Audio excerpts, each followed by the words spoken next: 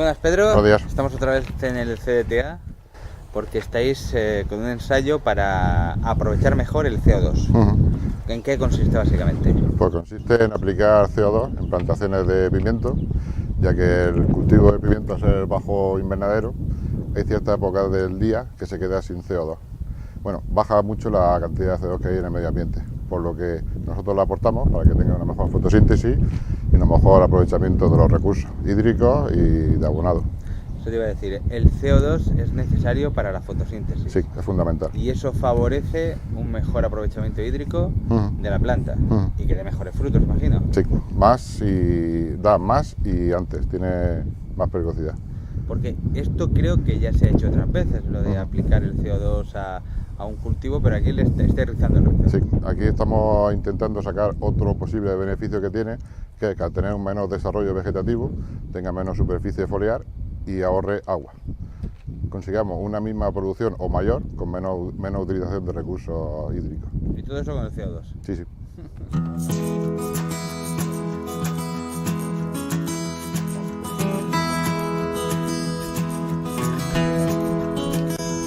Bueno, Ángel, aquí tenemos el dióxido de carbono que utilizáis en los invernaderos, ¿no? Sí.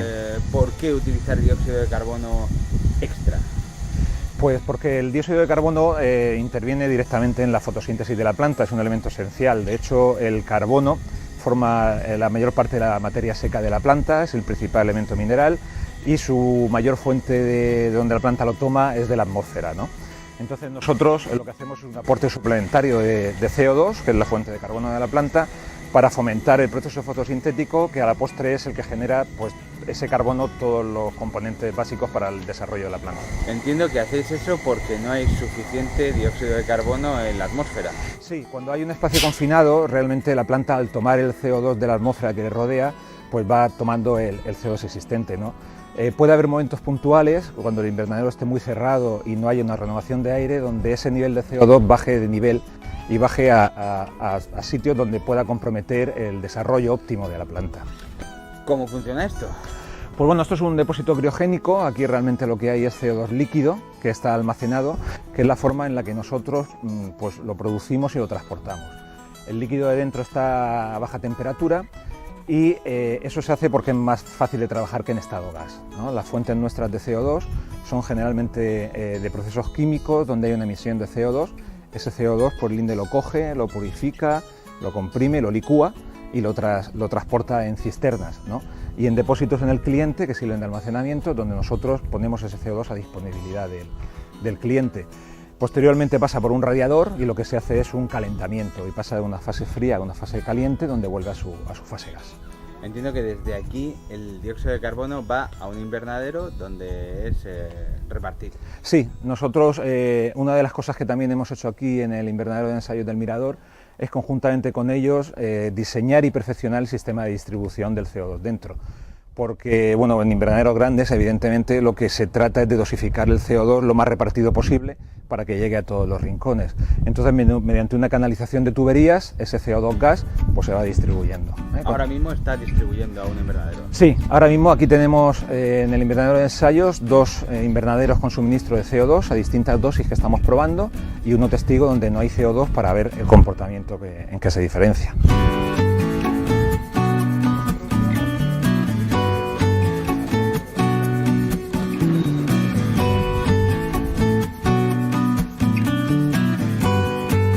Bueno, Ángel, ¿este invernadero lleva CO2 añadido? Este en concreto no, pero como te comentaba antes, llevamos ya 5 años aquí en el campo de ensayos, esto es cultivo en suelo y este año hemos optado por hacer otra prueba, otra experiencia en cultivo hidropónico.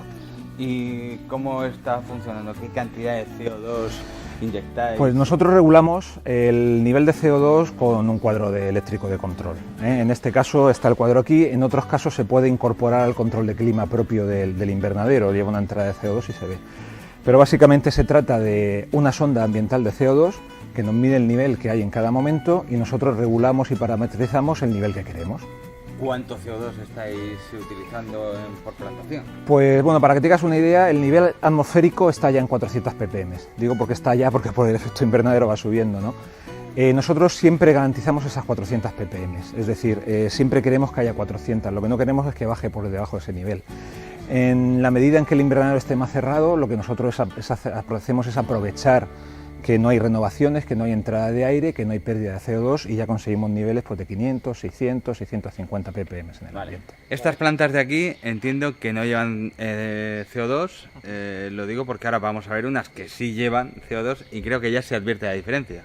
Sí, así es. Como te comentaba, la mayor dosis de inyección nosotros la hacemos a primero de cultivo, los meses de febrero, marzo, abril, y una de las cosas que realmente está aportando el CO2 es precocidad, adelanto del primer corte, y en ese primer, digamos, mitad de ciclo de cultivo es donde realmente se aprecia la diferencia. Por eso ahora mismo el contraste entre plantas que han crecido con CO2 a las que no han crecido con CO2, la verdad es que se nota y es importante. Bueno, Ángel, lo primero que llama la atención es que estas plantas que sí tienen CO2 son más bajitas. Sí, son más bajas porque en el primer ciclo de cultivo, en la primera mitad de cultivo, que cuando se está desarrollando la planta desde el plantón, la planta cuaja más, hay más fruto. Entonces, al haber más fruto, la planta tiende a crecimiento productivo sobre vegetativo, es decir, tiende a engordar el fruto que tiene y lo que es la materia vegetal de hoja y tallo es menor. Ese sonido que estamos escuchando es que se está soltando ahora mismo CO2. Sí. La pregunta es inevitable. ¿Es peligroso? No, a los niveles y cómo se trabaja aquí no. Tú ten en cuenta que nosotros cuando respiramos emitimos CO2.